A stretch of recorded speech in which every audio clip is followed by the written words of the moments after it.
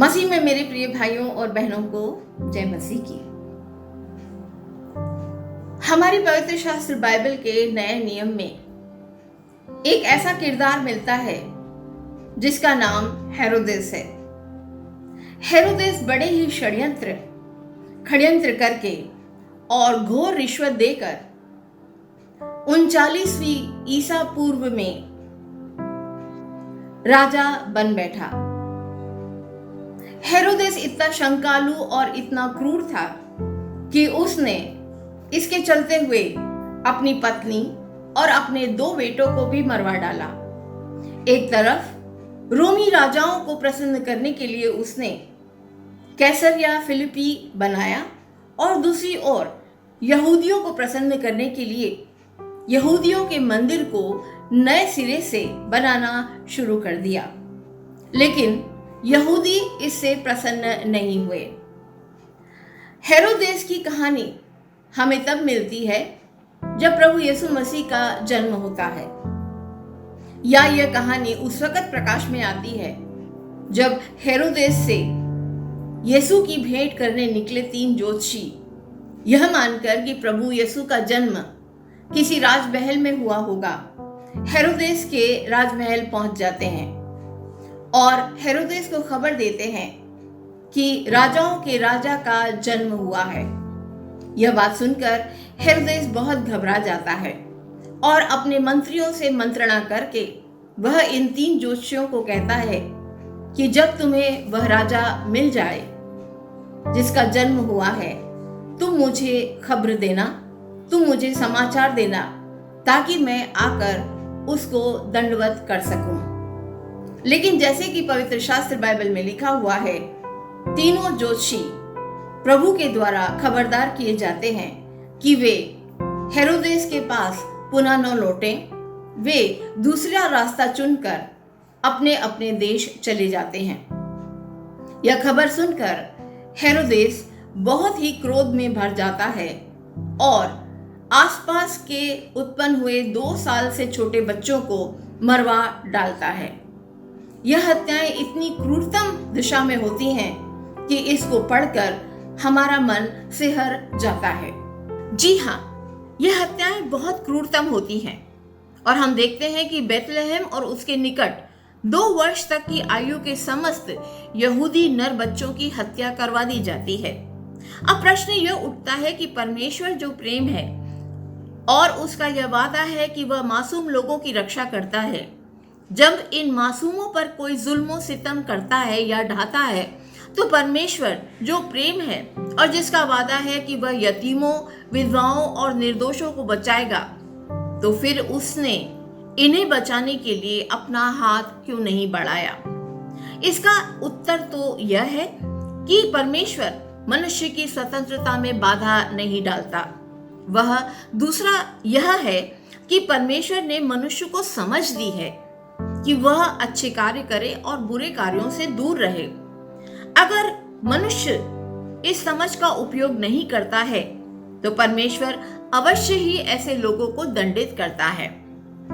लेकिन आज हम देख रहे हैं कि हमारे समाज में दिन प्रतिदिन बहुत से हेरोदिसों का वर्चस्व बढ़ता चला जा रहा है। ये वो लोग हैं जो कुकर्म करते हैं, जो रिश्वत लेते हैं, जो चीजों को बेचते हैं, यानी कि गिरजाघरों की प्रॉपर्टीज को बेचते हैं, परंतु निडर होके समाज में घूमते हैं, यहां तक कि कानून भी उन पर हाथ नहीं डालता है। मसीह मंडलियों में भी इन हेरोदिसों ने और धौंस देने वालों से मुक्त नहीं हो पा रही हैं। यह लोग सब गलत काम करते हैं और इन पर कोई उंगली भी नहीं उठाता है। वास्तविकता तो यह है कि हम स्वयं ही इन हेरोदिसियों को अपनी मंडलियों में पनपने की स्वतंत्रता दे रहे हैं। पर हमें हमेशा याद रखना चाहिए कि परमेश्वर ने हमेशा ही ऐसे लोगों को दंडित करने के लिए केवल मानव संसाधनों का उपयोग किया है।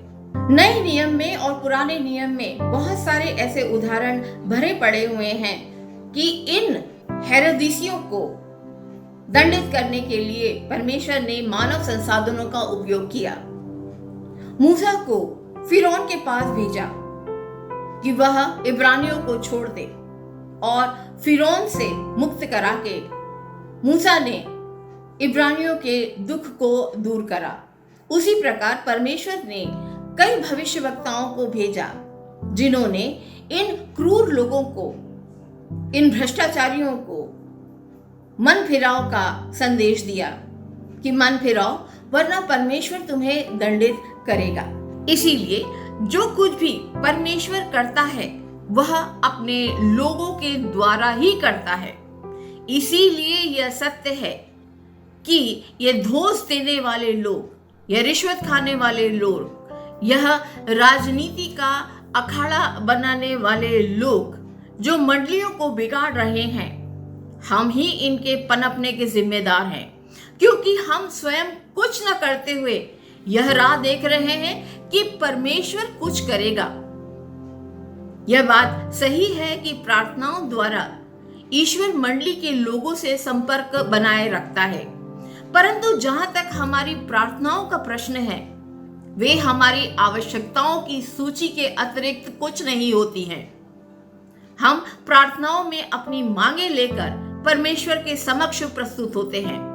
हम परमेश्वर की मर्जी को जानने और पवित्र आत्मा की शक्ति प्राप्ति के लिए प्रार्थना नहीं करते हैं, और ना ही हम यह प्रार्थना करते हैं कि इन दुराचारियों से निपटने के लिए परमेश्वर हमें शक्ति दे। जिस प्रकार ज्योतिषियों ने परमेश्वर के कहे को कि हेरोदेस के पास न जाएं, वरन किसी अन्य रास्ते से अपने देश को निकल जाए माना, यदि हम भी परमेश्वर से इन कपटियों और दुराचारियों से निपटने के लिए प्रार्थना करें, तो अवश्य ही वह हमें पवित्र आत्मा की शक्ति देगा, वह हमारा मार्गदर्शन करेगा। परंतु वास्तविकता तो यह है कि हम इन हेरोदेसों को पनपने के लिए स्वतंत्रता देते हैं। एक हेरोदेस वो है जो प्रभु यीशु मसीह को मरवा डालना चाहता है, और एक हेरोदेस वह है उसका पुत्र जो कि परमेश्वर के सामर्थ्य के कार्यों को देखना चाहता है। लेकिन हम देखते हैं कि परमेश्वर इन दोनों योजनाओं को विफल कर देता है, ध्वस्त कर देता है। वास्तव में परमेश्वर उन्हीं लोगों को चुनता है जिनको वो शक्ति देता है, उनको सत्य मार्ग पर चलने की हिम्मत देता है, जैसे कि प्रभु यीशु मसीह का वादा है, डर मत, मैं तेरे साथ हूं। जब मूसा ने वापस लौटकर फिरौन से मिलने के लिए बहाने बनाए, तो परमेश्वर ने उसकी एक न सुनी। वही योना को बोला कि वह निनवे के राज्य में जाए, लेकिन योना दूसरे राज्य में भाग गया। तब प्रभु परमेश्वर उसे निनवे के राज्य में पुनः लौटाकर लेकर आए। जी हाँ, जिन लोगों से परमेश्वर कार्य करवाना चाहता है, उन्हें वह अपनी बुद्धि देता है, अपनी दृष्टि देता है, अपनी योजनाएं देता है और अपनी शक्ति देता है।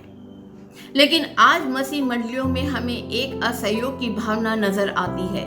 ऐसा प्रतीत होता है कि किसी को किसी की परवाह नहीं है। इसी तरह के असहयोग के कारण मंडलियों में इन हेरोदीसियों ने अपनी सत्ता जमा रखी है।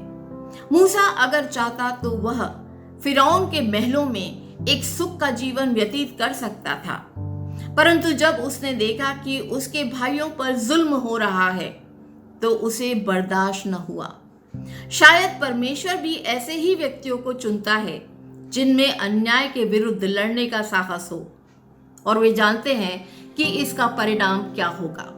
मैं यह मानती हूं कि इस संसार में शुभ फल पाने के लिए या शुभ फल लाने के लिए बहुत इंतजार करना पड़ता है, इसमें बहुत वक्त लगता है, लेकिन याद रखिए अंतिम विजय सत्य की ही होती है।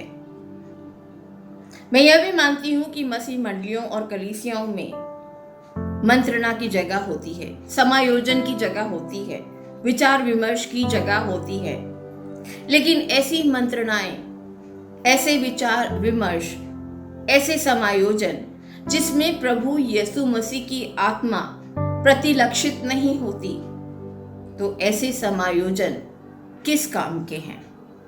ऐसे समायोजन तो प्रभु यीशु मसीह को धोखा देने के बराबर हैं। हम सबको एक अग्नि का बपतिस्मा लेना पड़ेगा, क्योंकि ऐसा बपतिस्मा लेना ही हमारी मसीह मंडलियों और कलीसियाओं को बचा सकता है। वरना हमारा हश्र यह होगा कि बार बार हमारे यहाँ पर हमारे बीच में ऐसे हेरोदेस पुनः पुनः जन्म लेते रहेंगे। इन हेरोदिसों ने आज हमारी मंडलियों की, आज हमारी गिरजाघरों की, आज हमारी कलीसियाओं की यह हालत बना दी है कि हर व्यक्ति इनके नैतिक पतन का तो जिक्र करता है, परंतु यह साहस नहीं उठा पाता है कि इनके खिलाफ कोई कदम उठाए। इन हेरोदिसों ने 3 वस्तुओं पर अपना कब्जा जमा रखा है। गिरजाघर की आय, पादरियों को अपने वश में कर रखा है, पुरोहितों को अपने वश में कर रखा है और किसी भी सूरत में पदों को नहीं छोड़ते हैं। इन्होंने परमेश्वर के घर को राजनीति का अखाड़ा बना रखा है। जैसा कि प्रभु परमेश्वर यीशु मसीह कहते हैं कि मेरा घर तो प्रार्थना का घर होगा, परंतु तुमने उसे डाकुओं की खो बना दिया है। आज हमारी मंडलियों में, हमारे गिरजाघरों में आपसी युद्ध का दृश्य मिलता है।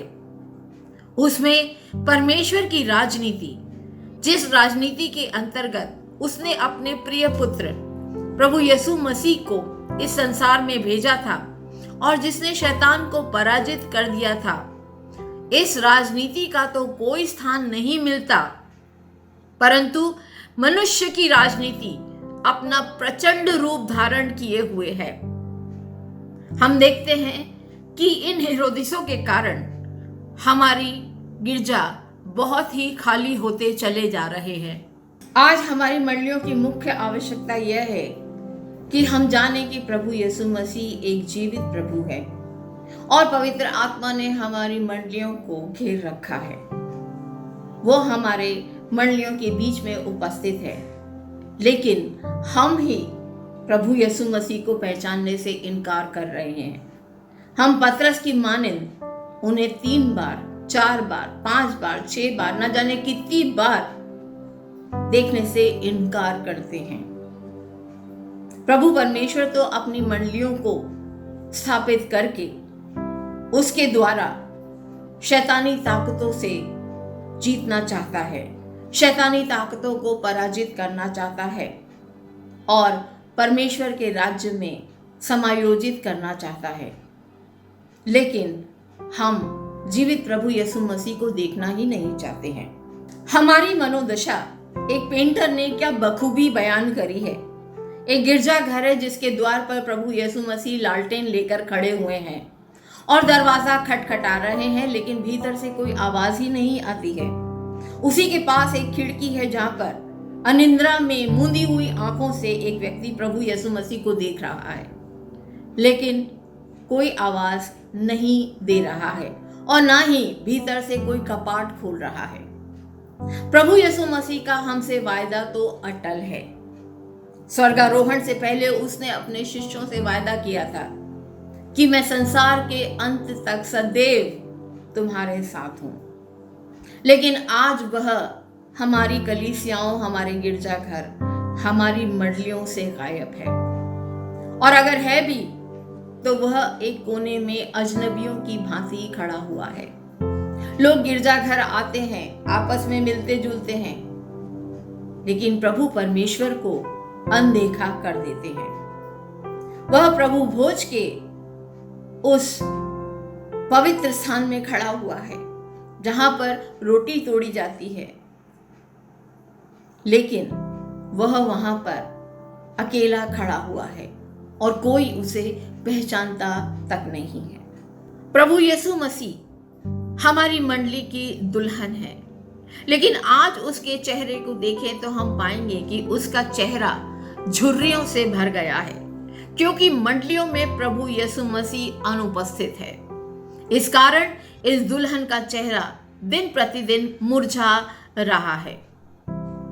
आज हम केवल मंडलियों को मानवीय शक्ति परीक्षण, सुप्रीमेसी का अखाड़ा बना दिए हैं, जहां पर शैतानी शक्तियां अपना राज्य कर रही हैं और हम केवल बाहरी आवश्यकताओं पर बल दे रहे हैं, ना कि गिरजाघर की भीतर की आवश्यकताओं को।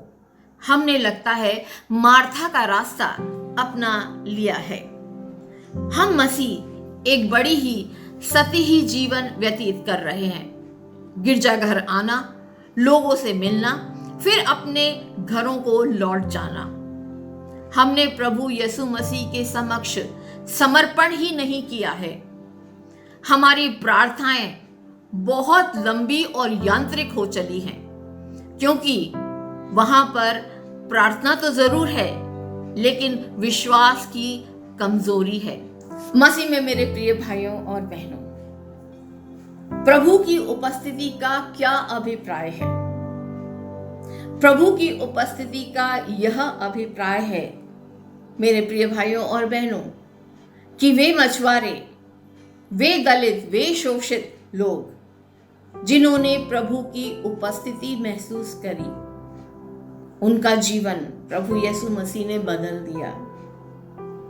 वो लोग जो प्रभु यीशु मसीह के समक्ष आकर उसे पुकार बैठे, हे दाऊद के पुत्र, मुझ पर कृपा कर, और प्रभु यीशु मसीह की उपस्थिति में उनका जीवन बदल गया। वे पुनः लौटे और इस संसार को प्रभु यीशु मसीह की उपस्थिति का बयान देते रहे, उन शैतानी शक्तियों से लड़ते रहे, और यह शक्ति उन्हें प्रभु यीशु मसीह की उपस्थिति से प्राप्त हुई। आज हमें सबसे ज्यादा आवश्यकता इस बात की है कि हम एक सतही जीवन ना जिए, एक अच्छे क्रिश्चियन बनने की होड़ में अपनी आंखें, अपने कान, अपनी आवाज उन लोगों से फेर लें जो परमेश्वर विरोधी कार्य कर रहे हैं। हम उनके विरुद्ध यहां तक कि आवाज भी ना उठाएं, क्योंकि हमारी आवाजें कुचल दी जाएंगी, क्योंकि इन हेरोदीसी शक्तियों ने बहुत सारे लोगों को पदों का लालच दिया है, अपने पास रहने का लालच दिया है, और यह सब स्टेज पर प्रथम पंक्तियों में बैठना चाहते हैं। प्रभु यीशु मसीह की उपस्थिति नहीं चाहते हैं।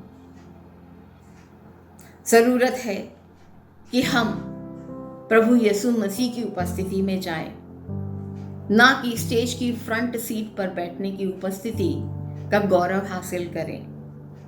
एक सतही जीवन से उठकर प्रभु परमेश्वर की उपस्थिति में फूलते फलते और बढ़ते चले जाएं, और शक्ति पाएं, आवाज पाएं कि हम परमेश्वर विरोधी कोई भी कार्य को सहन नहीं करेंगे। आमीन।